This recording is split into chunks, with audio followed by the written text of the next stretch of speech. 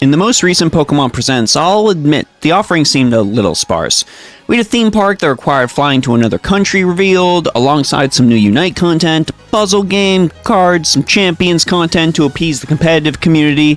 However, the one thing I was more happy to see was any information about Legends ZA, a game I believe the community really needs to support. Look, I know I'm not asking you to please support the small indie developer. We're not even close to that. Pokemon is the most profitable media franchise ever. It doesn't need our help for that reason.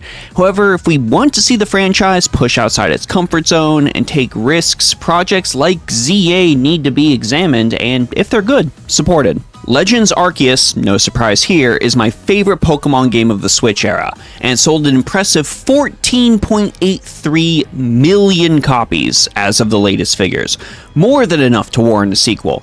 But despite its successor, Scarlet and Violet, being riddled with performance issues and bugs until the very recent Switch 2 update, the game still handily outsold Arceus by selling 26.79 million copies, almost double Arceus' sales. There are of course several factors that support this. Scarlet and Violet are more traditional Pokemon games. They were tied into the competitive scene, and DLC was released afterwards, showcasing a range of post-game support, as well as significantly more Pokemon compared to Arceus. Arceus was also beaten out due to these reasons by both Sword and Shield, as well as the incredibly hated Brilliant Diamond and Shining Pearl, both of these games still relying on the standard Pokemon formula. Before you get all angry there on the keyboards, I'm not saying we need to abandon the standard Pokemon formula. That would be dumb. It's proven successful. Many people enjoy it. Hell, I appreciate it myself. However, with the Legends titles not having to worry about the competitive scene, it grants the development team an opportunity to really experiment and try new things, which can further enhance the mainline games. One of the biggest draws of Arceus was seeing the Pokemon running around the map, which was an incredible moment for me, as it finally coalesced what I had pictured in my head as a child into reality. While Scarlet and Violet took this feature and went a little too ambitious with it, ultimately causing issues, it has become a feature the franchise shouldn't live without from this point forward, and it probably would have succeeded on the standard Switch if the team hadn't been so focused on needing to put in that overworld adventure online component. ZA also grants us a chance to see the boundaries of what a Pokemon game can be pushed. Borrowing from Star Barrages and Scarlet and Violet, I'm excited to see what a further fleshed out Battle Royale mode can bring to Pokemon. I hope it's at least more than me just hitting one button and watching my one Pokemon automatically delete the other. I don't expect this fear to come to fruition though, as it appears the game is borrowing some features from another of Nintendo's great franchises, Xenoblade. The battle system seems to draw heavily from it.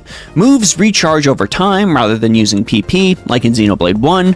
Moves are mapped to your face buttons instead of a menu, like in Xenoblade 2. Mega Evolution, my favorite bonus Pokemon gimmick ever, is also tied to a timer, ticking down like the Ouroboros mechanic in Xenoblade 3.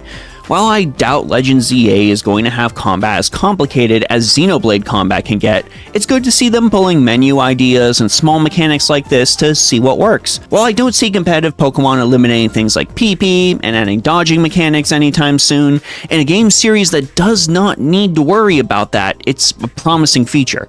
Something that can help Pokemon feel a little more like the anime, and create the world I saw in my head when I first picked up my copy of Pokemon Yellow so long ago. Legends may not be your cup of tea. You may not have liked the changes Arceus brought and may just want to see the standard Pokemon format because you are a competitive player.